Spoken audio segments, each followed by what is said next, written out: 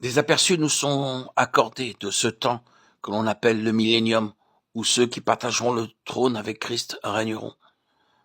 L'apôtre écrit, « Ne savez-vous pas que les saints jugeront le monde? Ne savez-vous pas que nous jugerons les anges ?» 1 Corinthiens 6, 2, 3. De quel ange s'agit-il?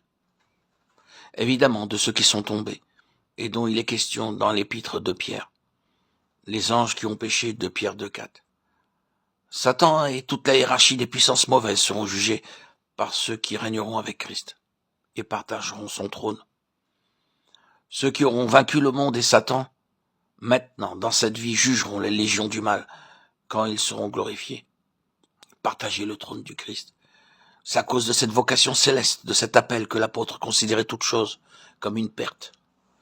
Toutes ces choses qui étaient pour moi des gains, dit-il, je les ai regardées comme une perte, comme de la boue, afin de gagner Christ et d'être trouvé en lui, afin de connaître Christ et la puissance de sa résurrection et la communion de ses souffrances, en devenant conforme à lui dans sa mort, pour parvenir, si je puis, à la résurrection d'entre les morts.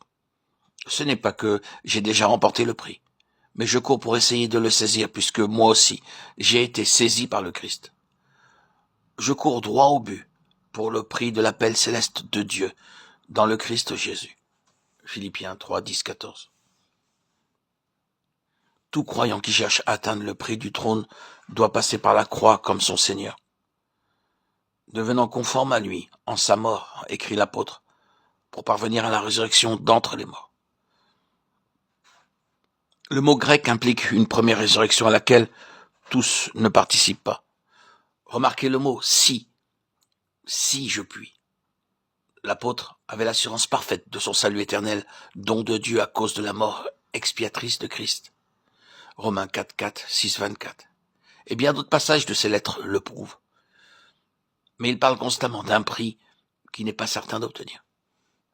Co-héritier avec Christ, si du moins nous souffrons avec lui, afin que nous soyons aussi glorifiés avec lui.